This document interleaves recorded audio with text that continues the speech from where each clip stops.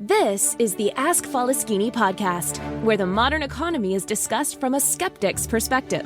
Mr. Faleskini helps you distinguish what is sustainable in our economy and what isn't. Not everything that glitters is gold, and not all mud is dirty. The podcaster Mr. Faleskini provides no-nonsense advice. He had it all, lost it all, went bankrupt multiple times, and is now attempting to come back from zero with sustainable growth.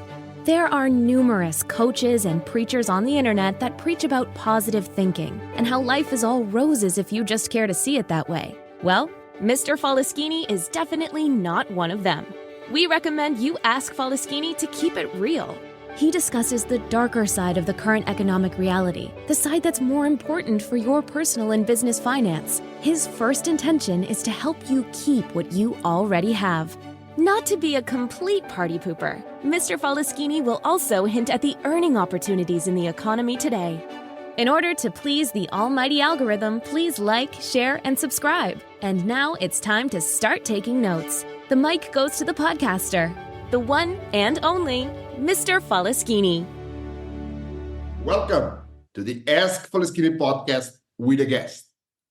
I'm proud to present Tim Guercio from Charlotte, North Carolina. Tim is a former soccer player and now a successful entrepreneur who has 6 years of running a successful Christmas lighting business.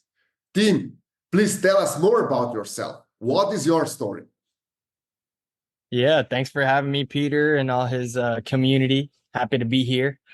And yeah, that was kind of like my very bare bones story. So thank you to my secretary for getting that out there, I guess. But yeah, basically grew up in Mongolia, moved to the States, United States when I was 6.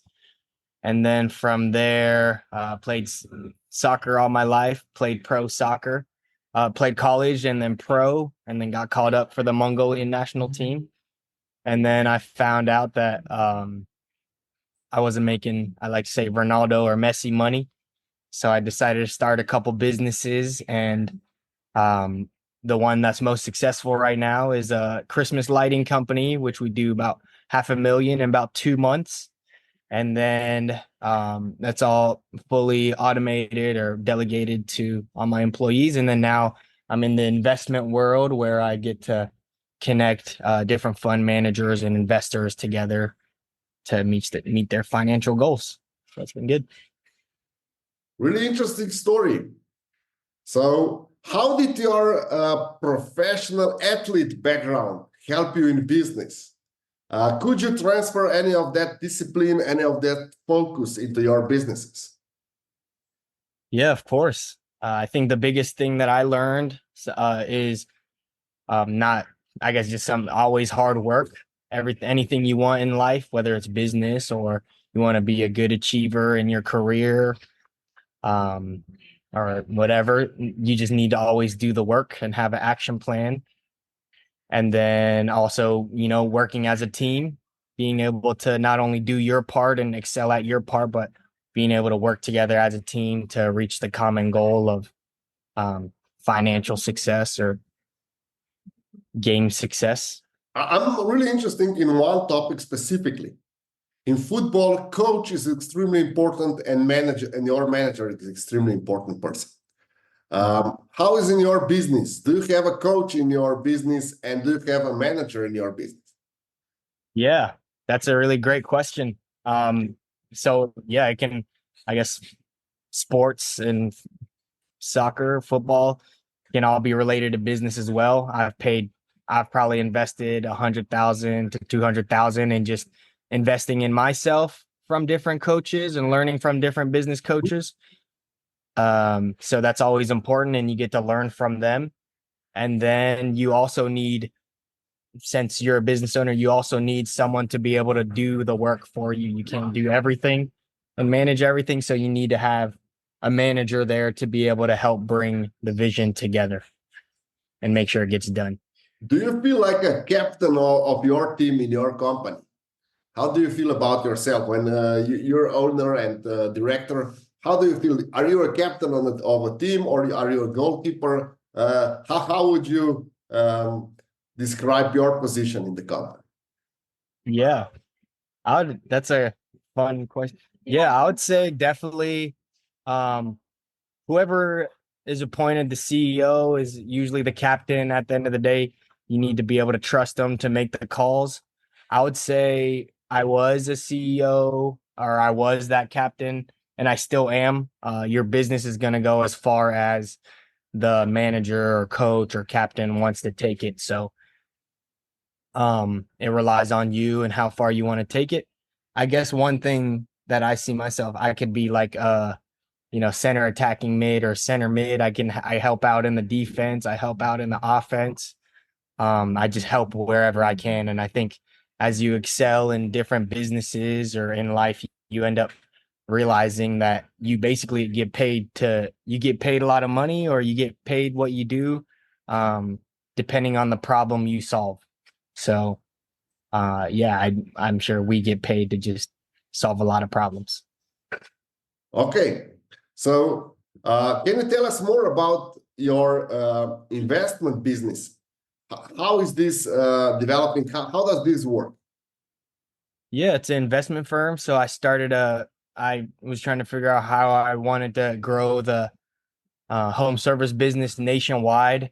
And it was between franchising, licensing, or private equity firms. So I started looking into a private equity firm and got one up and running about 4 months ago.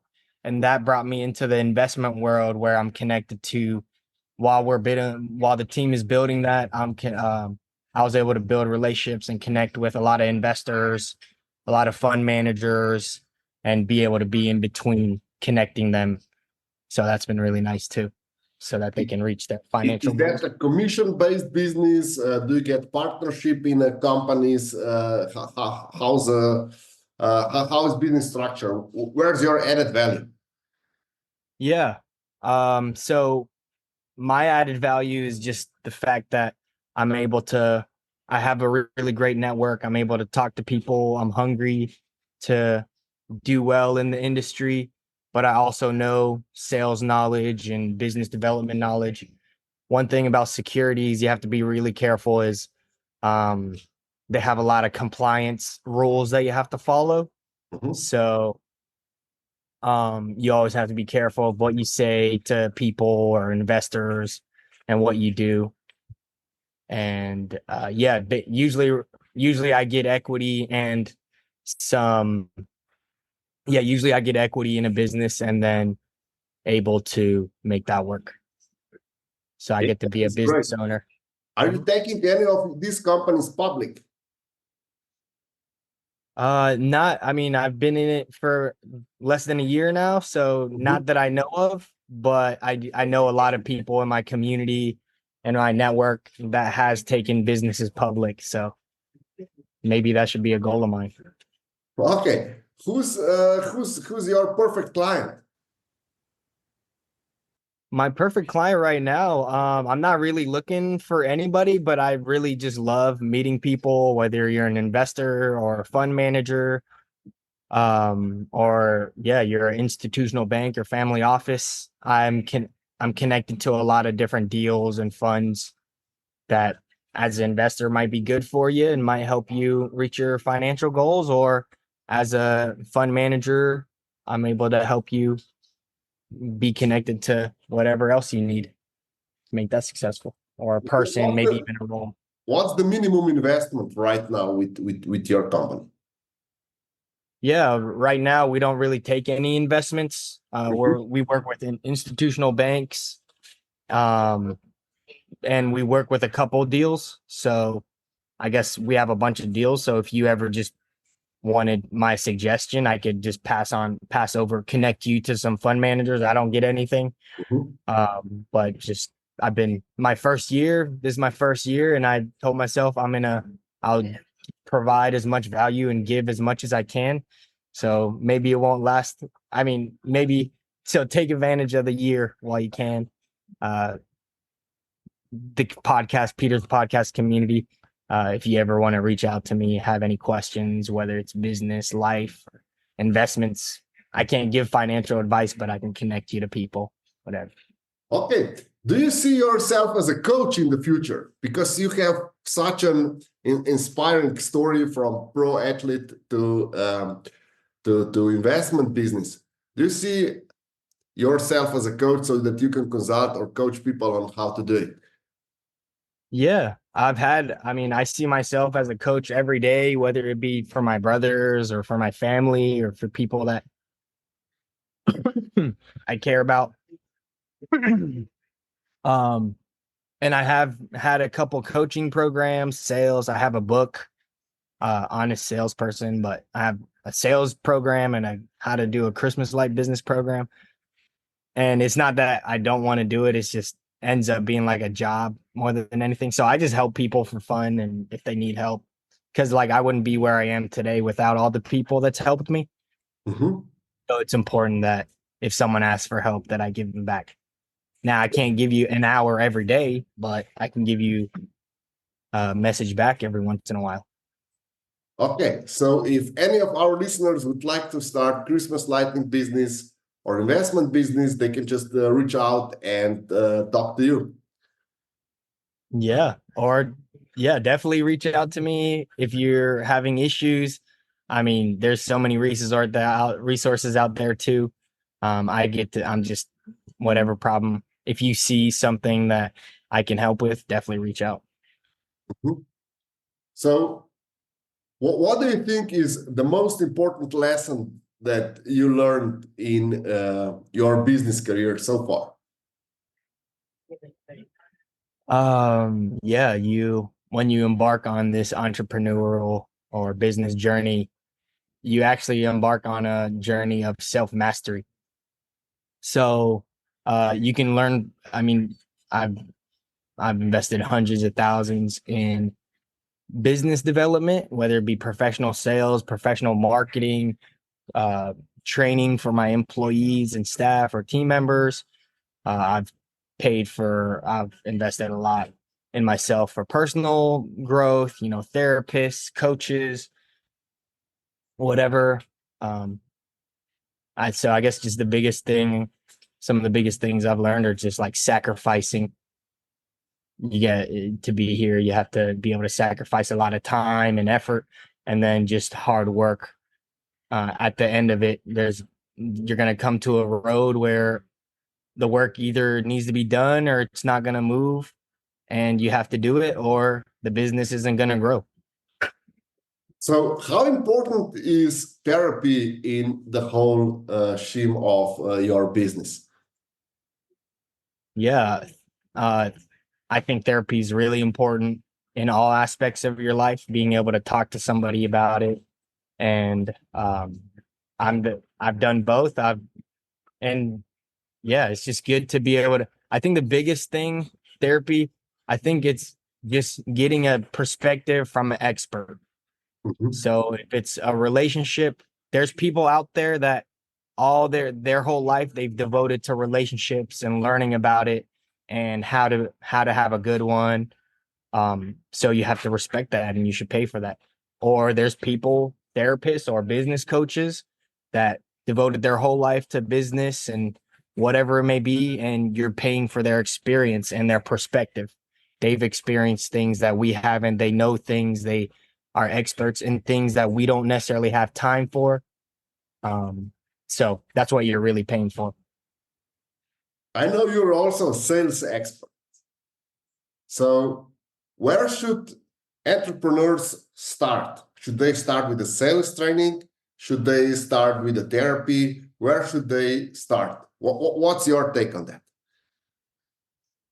Uh, the place where you start is figuring out, going on Google and figuring out, your primary vision or your primary goal.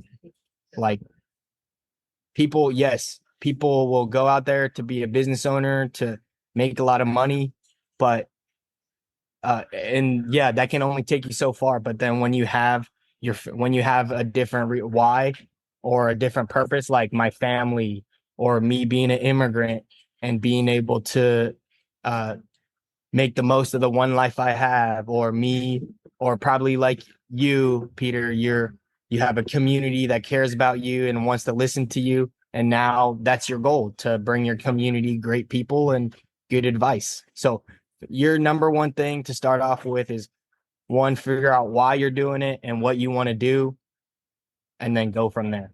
There's so many ways to make money. Okay.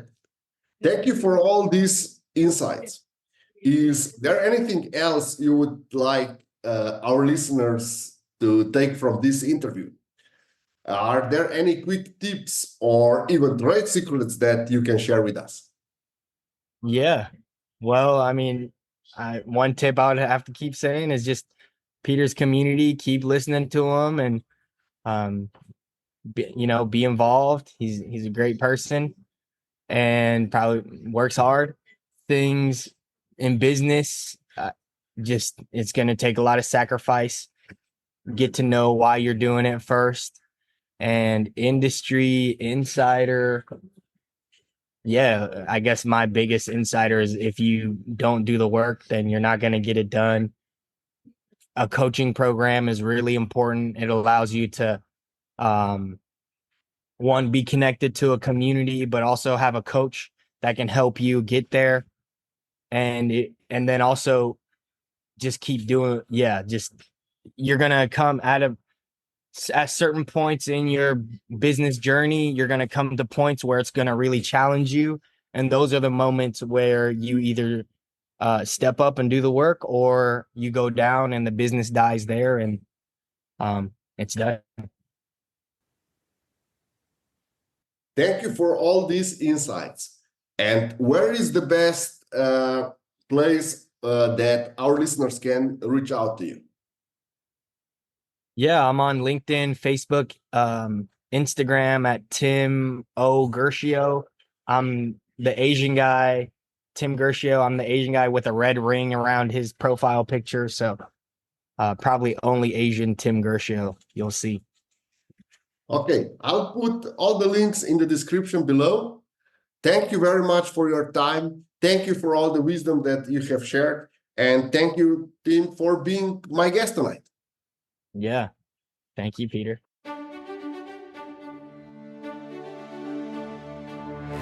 Thank you, Mr. Faleskini, for this outstanding podcast. And thank you for listening to the Ask Faleskini podcast until the end. Mr. Faleskini would love to hear your feedback in the comments. And don't forget, if you want to know, ask Faleskini or listen to the Ask Faleskini podcast. In order to please the almighty algorithm, please don't forget to like, share, and subscribe.